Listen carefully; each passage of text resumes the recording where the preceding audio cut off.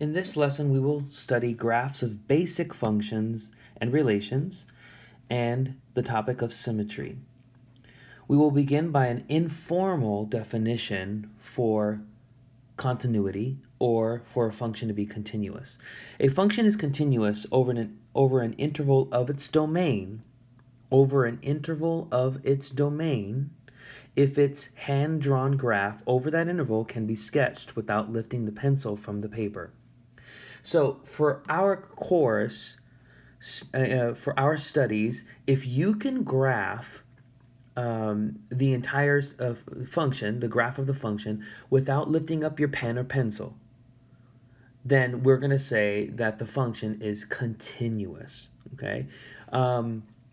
Now, as you can imagine, not every function is continuous. Let me give you a couple examples of a graph of a function that is not continuous. We would actually say it's discontinuous. Take a look at these examples.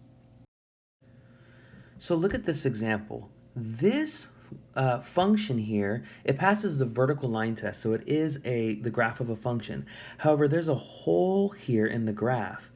So we would say that this is a point of discontinuity. So the function is not continuous at this point. Here, this function has a vertical asymptote, so the function is undefined at this point in the plane. So this function is also not continuous, or we would say it's discontinuous. So here we have a hole in the graph. Here we have a vertical asymptote. So both of these are examples of functions that are not continuous. You would have to lift up your pencil in order to get the complete hand-drawn graph. So for this one, you'd have to draw this branch, stop here, pick up your pencil, and then continue over here. So it's not continuous. Here you would have to draw this branch, pick up your pencil, and then draw this branch over here. So again, this function is not continuous. In this first example, the instructions say to indicate the intervals of the domain over which the functions are continuous. Again, please notice that for each one of these graphs, they each pass the vertical line test. So each of these graphs are indeed graphs of functions. Let's look at this first graph. This looks like a parabolic curve, so it looks like a quadratic function. Now please notice that you're able to draw this entire parabola without lifting up your pencil, right? Without lifting up the pen at all. So we're going to say that this function is continuous over the entire domain. And we know that the domain here is all real numbers because this graph extends indefinitely to the left and indefinitely to the right. So we're going to say that this function is continuous over its entire domain. Now for the second graph here, notice you have a point of discontinuity at x equal to 3, right? X equal to 3. The reason why I call out the x value is because we're trying to indicate intervals of the domain. Remember, the domain is a set of your x values. So when we want to write down the intervals over which these functions are continuous, we are looking at the graph and we are considering the x values, right? Because that's what domain means, a set of x values. So we're going to say that this function is continuous from, let's see, negative infinity, right? Because this arrow goes indefinitely to the left, so the graph goes indefinitely to the left. Negative infinity, it's continuous, continuous, continuous, until you get to 3, right? And then it's continuous again from 3, x equal to 3, to positive infinity. We can write that using interval notation. So it's continuous on this interval, and it's continuous over this interval, and also over this interval. We cannot say that this function is continuous over its entire domain because there is a point of discontinuity at x equal to 3. Now for this last graph, we notice that there's a vertical asymptote at x equal to negative 2. So at x equal to negative 2, the function is undefined. So we're going to say that the function is continuous from negative infinity to negative 2, and it's also continuous from negative 2 to positive infinity over those two intervals. So here we have the interval notation. It's the graph of the function, or the function itself is continuous over this interval, which corresponds to this branch. and it is continuous over this interval, which corresponds to this graph. We will now shift our focus onto a function and whether it is increasing, decreasing, or if it is constant. Now, if a continuous function does not take on the same y value throughout, an interval, then the graph is either rising or going up from left to right, or it's falling or going down from left to right, or some combination of both.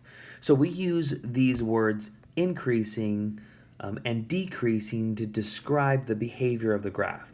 Either the graph is going up, increasing, or it's going down, decreasing.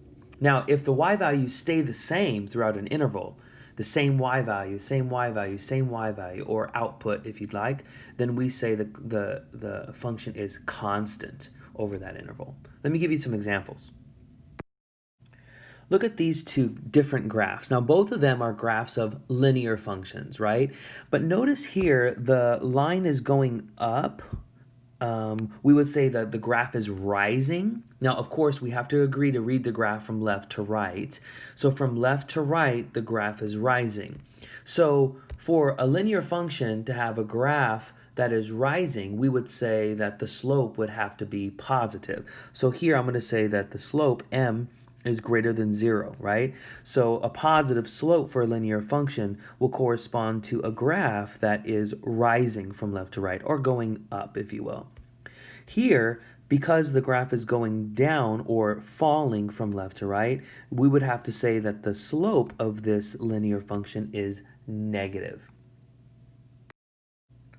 Now, what's really important is that a function increases, right? Like this one is increasing, for example. A function is increasing on an open interval of its domain if it rises from left to right. A function is decreasing on an open interval of its domain if it falls from left to right. And then finally, a function is constant on an open interval of its domain if the graph is horizontal, right? It's always the same function value or output, okay? Now I want to make sure that I'm clear about what I mean by an open interval. So an open interval means that the endpoints of that interval are not included. The way we denote that the endpoints are not included is by using parentheses on those endpoints, okay? So when you and I write intervals in interval notation for increasing, decreasing, or constant, we want to make sure that we're using parentheses for these intervals to denote that these intervals are open. Here's some formal language for us for increasing, decreasing, and constant. So suppose that a function f is defined over an open interval I. Then f is increasing or increases on that interval if whenever x sub 1 is less than x sub 2, which means that you're basically you're reading from left to right, okay, f of x sub 1 is less than f of x sub 2, right? So your y values are increasing, right? Because this y value here, this function value here, is larger than this function value here, okay? F is decreasing on this interval I if, whenever you read left to right, the function values are as follows. F of x sub 1 is greater than f of x sub 2. So basically, for this function, the graph is falling from left to right, right? So you start with the larger y value, and then as you go further left to right, the y values or function values decrease. F is constant if for every x sub 1 and x sub 2, for every x value basically in this open interval, the function values are the same, right? Even for different x values, your outcomes are equal. Here are some figures or some graphs that illustrate these ideas here. So this one here is part A, a function is increasing. This one belongs to part B, where f is decreasing, and this is an example of a function that is constant. Now, one more time, remember that these are either increasing, decreasing, or constant on an open interval. One thing that may help you is to ask yourself this question: what does y do as x goes from left to right? What does y do as x goes from left to right? Asking yourself this question may be really helpful in determining whether a function is increasing, decreasing, or constant. So how does y change, or how does y behave as x goes from left to right? Here in example 2, we want to determine the intervals over which this function is increasing, decreasing, or constant. So as we can see, the function is, remember we're reading left to right, that's very important, left to right. So this branch, or this piece of the function or the graph, is falling or decreasing. It is going down, if you will, from left to right. So we're going to say the function is decreasing over the interval from negative infinity all the way to 1. Now, I did say from negative infinity to 1 because remember, we want to figure out the intervals of the domain. So it's not really important right now as to the y value at which this point is located. We want the x value because we want intervals of the domain, right? Intervals of the domain for which this function is decreasing, increasing, or constant. So from negative infinity to 1, this function is decreasing. And then the function is increasing, right? It starts to go up, it starts to rise from 1 all the way to 3. Okay? Don't say 6 because that's the y value. We're talking about intervals of the domain. So between 1 and 3, the function starts to rise or increase. And then from 3 onward, or from 3 to infinity, the function is constant. So here is in interval notation. Now remember that these intervals do not include the endpoints. In other words, these intervals are open, right? So make sure that none of these have brackets, right? Brackets would be a closed interval, right? We want to make sure all of these intervals for increasing, decreasing, and constant, whenever you're describing how the graph is rising or falling, you want to make sure that these intervals are open.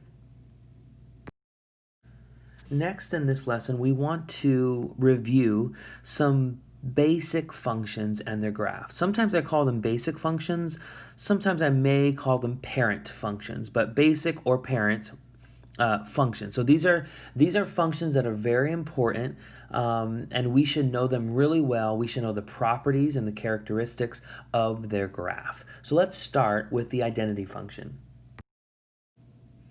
The identity function is basically a line. It's a linear function, but it's a linear function whose slope is 1 and whose y-intercept is 0, 0. So the graph goes right through the origin with positive 1 slope. So like up 1 to the right by 1. Do you remember rise over run?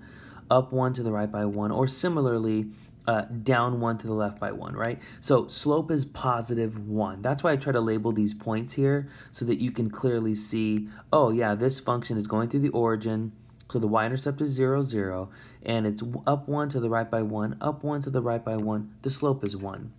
That's basically the identity function. Notice that the coordinates match, 1, 1, 2, 2. If I kept going, it would be 3, 3, 4, 4, negative 1, negative 1.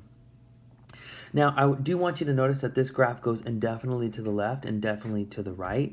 So the domain would be all real numbers. In interval notation, of course, is negative infinity to positive infinity. The graph goes infinitely low and infinitely high, so the range is all real numbers as well. Now, as far as increasing, decreasing, or constant, because the slope is positive, this function is increasing. Now, it's increasing over its entire domain. All right. Remember, increasing means that as you read this graph from left to right, the y values or the function values are increasing in value. Okay. We're going to say that this is continuous over its own entire domain. There are no points of discontinuity. There are no vertical asymptotes, no breaks or holes in the graph, right? And so you can graph this whole line here without lifting up your pencil. So we're going to say it's continuous over its entire domain. So here is the identity function, okay? The next function I want us to consider is the squaring function, the most basic squaring function. So the squaring function has a graph that has a very famous shape. It's called a parabola. The domain is all real numbers. The range is from 0 to positive infinity. So the range is the set of all of your positive real numbered y values. Now 0 is included. There's a bracket on 0. That's intentional. 0 is one of your function values. But remember, when we go to increasing, decreasing, or constant, these are open intervals. So the function is increasing, the graph is rising from 0 to positive infinity, right? And so it's this piece or this branch that is increasing. Now make sure that there's a parenthesis on this 0 here, denoting that it's an open interval. It's decreasing on this branch, right, from left to right. So from negative infinity all the way to 0. Now be careful. I did say from negative infinity to 0. That might confuse some people because they'll say, well, this branch is going up toward positive infinity. So why do you say negative infinity? Well, remember, for increasing, decreasing, and constant descriptions, we're talking about intervals of the domain. So when I say negative infinity, I know my arrow is going upward, but it's not just going upward, but it's extending to the left. So I'm really thinking about what are my the x values doing here, right? So this branch goes forever to the left toward negative infinity. So from negative infinity to 0 is the decreasing branch. It is continuous over its entire domain, so that's why I put negative infinity to positive infinity. It's continuous, which means I can get the whole graph of the parabola without having to lift up my pencil.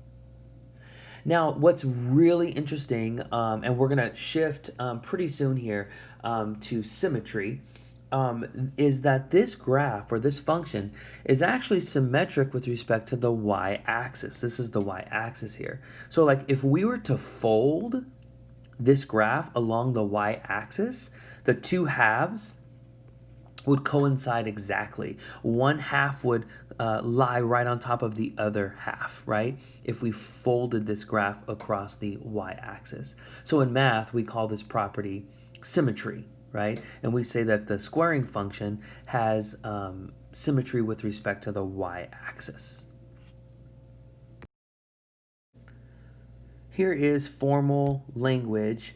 If a function f is defined so that f of negative x is equal to f of x for all x in its domain, then the graph of f is symmetric with respect to the y-axis. So if we plug in the opposite of x, we'll get, if we plug in the opposite of x into our function, we will get f of x. Let me explain this this way.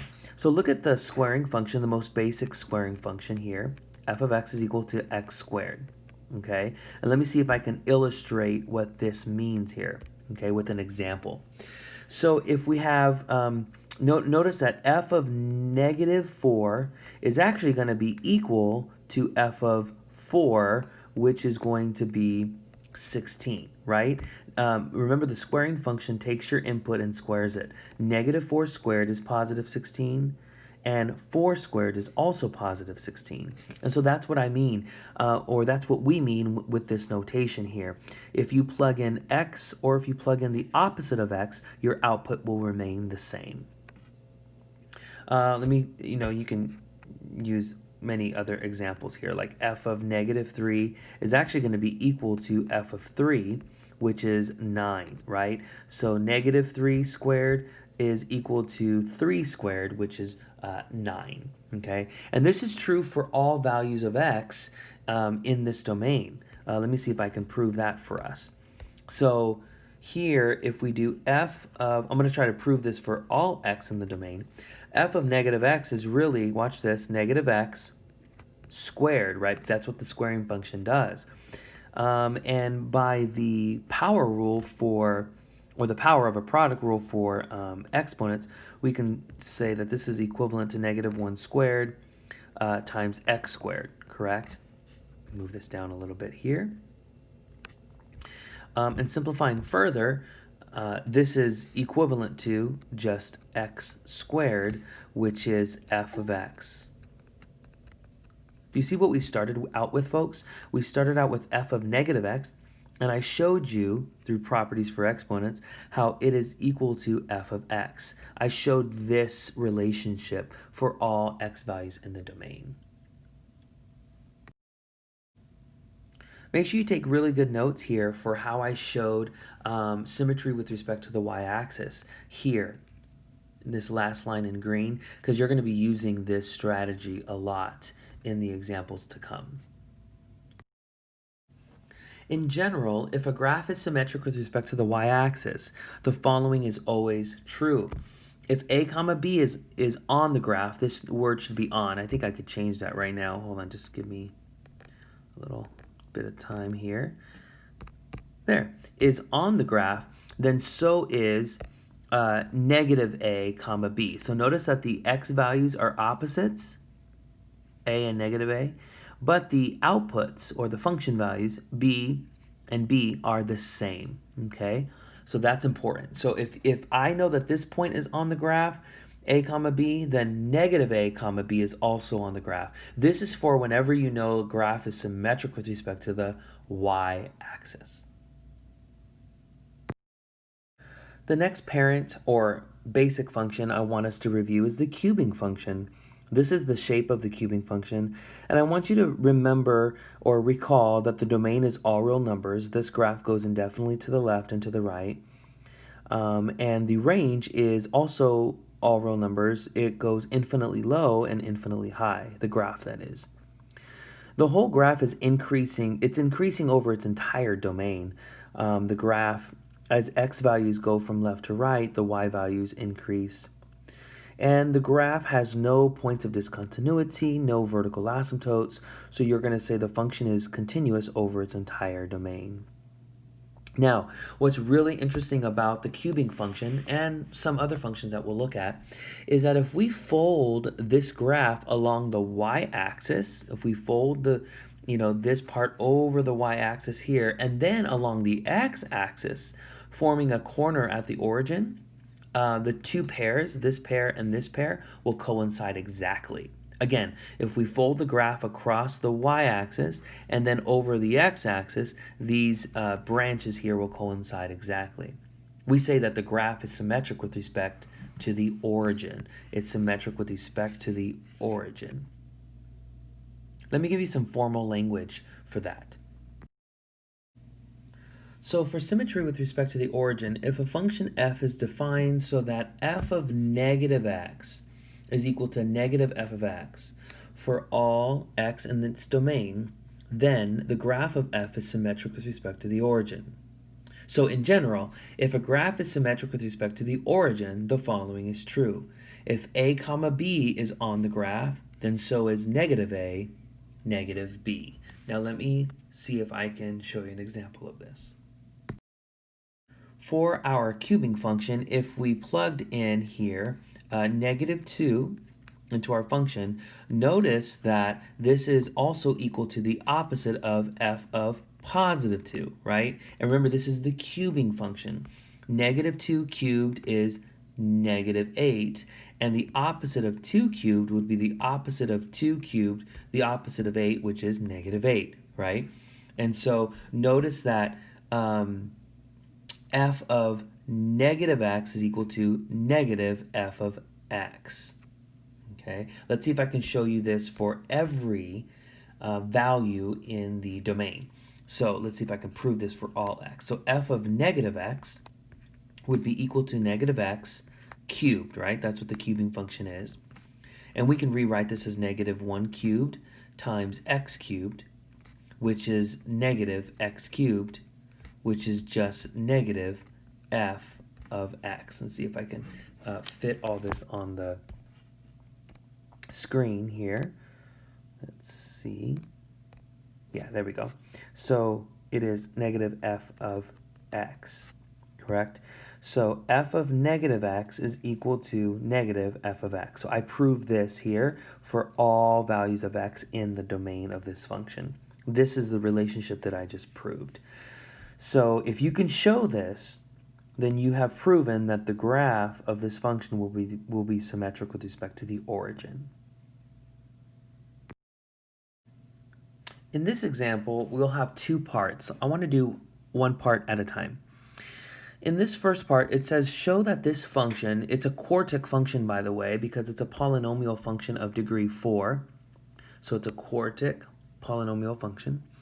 Show that it has a graph that is symmetric with respect to the y-axis. Now, the long way to show this, the long way, is the graphical way, is to graph this function, which would be fun, and we'll actually graph polynomial functions later in our course, and then show that there's symmetry with respect to the y-axis. The faster way to show this is the analytical approach, which is to show that f of negative x is equal to f of x for all values of x. So this is what we want to show here. So let's go through it together. All right, so f of negative x in this for this function would be negative x raised to the 4th power minus 3 times negative x squared and then minus 8. I want to simplify this and show that this is the same thing as just f of x. So what I can do here is rewrite this first term as negative 1 to the 4th power times x to the 4th. And then I can write minus 3 and then negative 1 squared times x squared and then minus 8. Negative 1 to the 4th power is positive 1, so this is just x to the 4th power, minus 3 times, now negative 1 squared is positive 1, and then we have x squared, and then minus 8. And notice that this expression is the same as what we started out with. This is f of x. So we did show that f of negative x is equal to f of x. This proves that the graph of this function, f, is symmetric with respect to the y-axis. Now, if you and I were doing the graphical approach, we'd probably still be graphing. Well, if we were graphing by hand, right? So this is definitely faster, maybe more effective than having to graph it by hand, but we could do that as well. Let's look at another function. For the second part, we want to show that this cubic polynomial function has a graph that is symmetric with respect to the origin. Now remember, that means that f of negative x is equal to negative f of x. So let's see if we can show that together. So f of negative x, now what is that equal to? Let's see. So this would be negative x cubed minus 4 times negative x. So this is equivalent to negative 1 cubed times x cubed, and then this would be positive 4x. So this would end up being negative x cubed plus 4x. Now, if we factor out a negative from both of these terms, it would be negative and then times x cubed minus 4x. Now, notice that within the parentheses, we have this is the original function f of x. So really, I just showed that f of negative x is equal to negative f of x. This proves that this function has a graph that is symmetric with respect to the origin. And again, I mean, that didn't take us that long, so this is a very effective, very fast way to show some properties of this function as far as symmetry goes. The next basic or parent function is the square root function. This is the graph of the square root function. It's entirely in quadrant 1. The domain is a set of all positive x values, including 0. The range is a set of all positive y values, real numbered y values, including 0.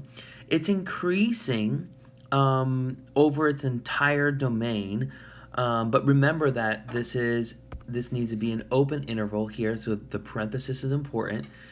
continuous, it's a continuous over its entire domain. Again, we put a bracket here, right? This is a 0 is included, okay? Remember that we want increasing, decreasing, or constant, those kind of intervals to be open. So it's very important that you differentiate between when you could put a bracket or to include the endpoint, or when you have to put a parenthesis to exclude it, okay? Now there is no symmetry here. Now this, we can show that, but this function here is neither symmetric with respect to the origin nor to the y-axis.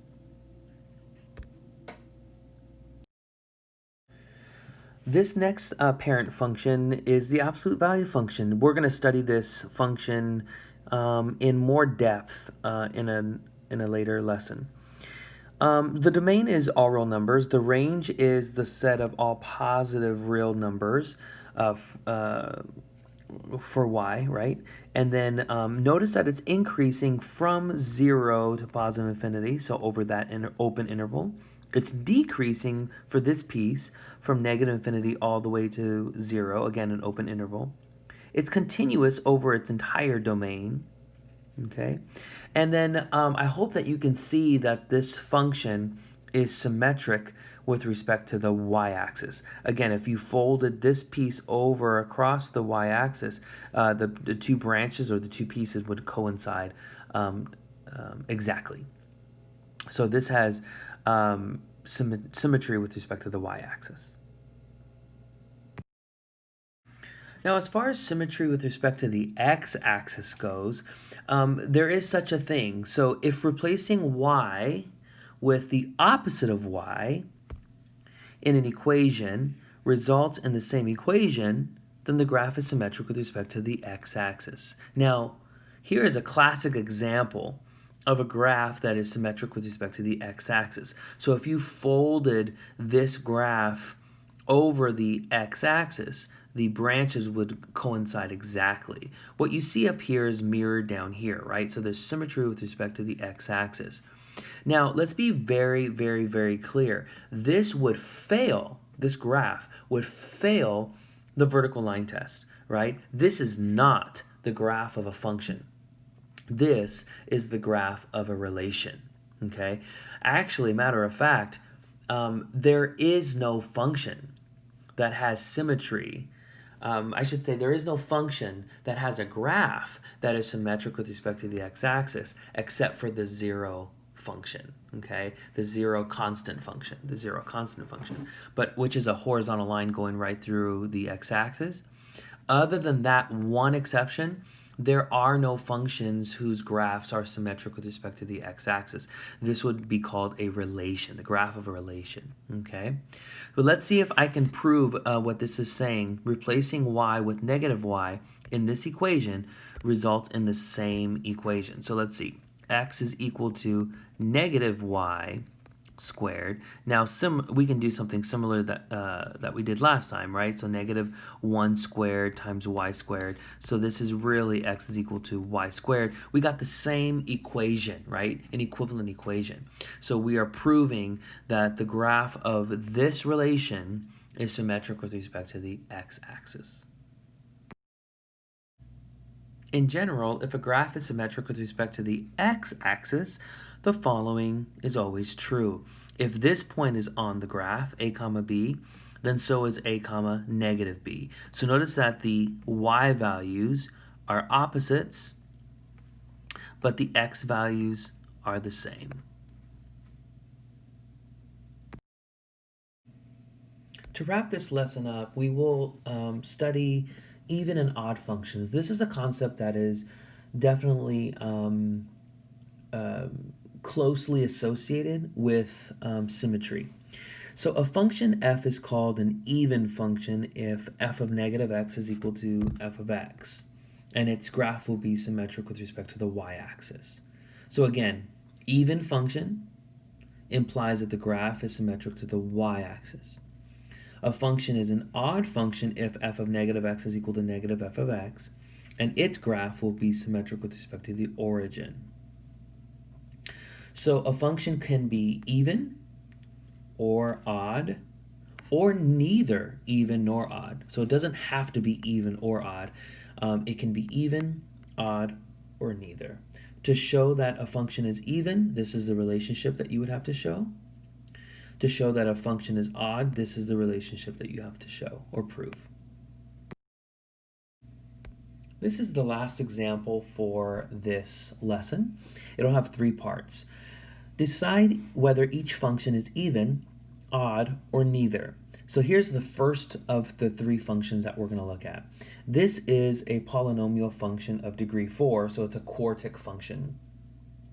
We need to show that this function is either even, odd, or neither. Now, my gut is that this function is even, and what is giving me a clue is the powers on the variables are both even powers. So that's telling me, or giving me a hint that, you know what, this function is probably even. So let's show now. So what we need to show is that f of negative x is equal to f of x. So we have to prove that. So f of negative x would be 8 times negative x raised to the 4th power minus 3 times negative x squared. So this will be 8 times negative 1 to the 4th power, x to the 4th power, minus 3 times negative 1 squared, x squared. So this is 8x to the 4th minus 3x squared, and this is the same as f of x. So you and I just proved this relationship that f of negative x is equal to f of x, which proves that this function is indeed even. F is even. And again, that would mean, graphically speaking, that the graph is symmetric with respect to the y-axis. Now, the next function that we want to consider is this cubic polynomial function. And my gut here is telling me that this function is going to be an odd function. And the hint here is look at the powers in the variable, 3 and 1. Both of those powers are odd. So let's show that this function is an odd function. Let's see if we can show that.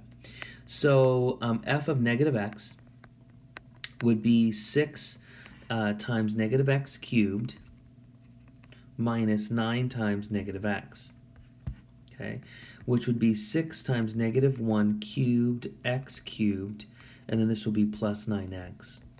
So this is going to be negative 6x cubed plus 9x. Now we can factor out a negative like we did in an earlier example, which would be negative times 6x cubed minus 9x.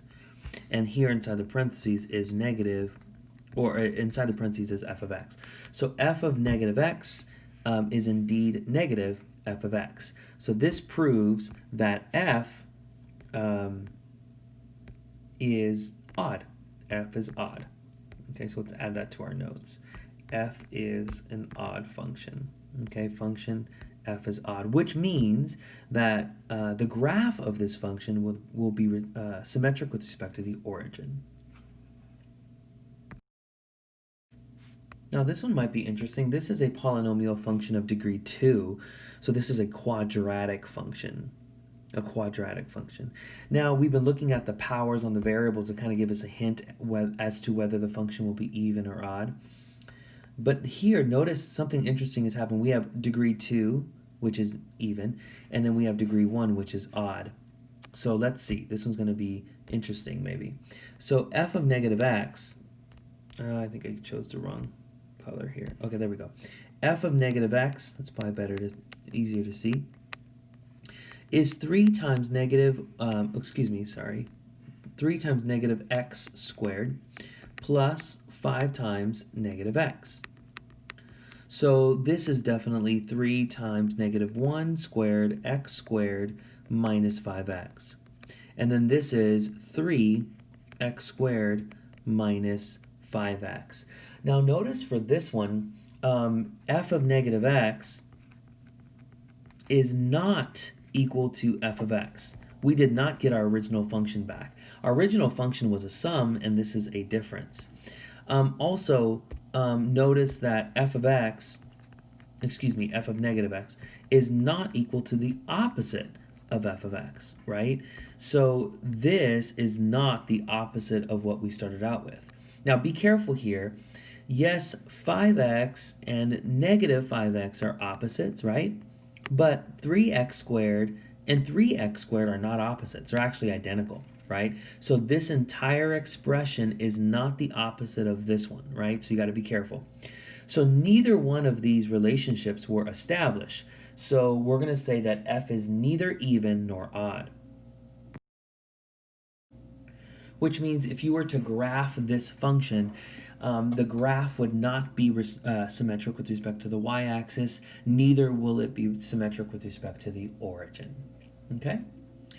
All right, I hope you learned a lot in this lesson, or at the very least, I hope this was a good review of your earlier studies in algebra.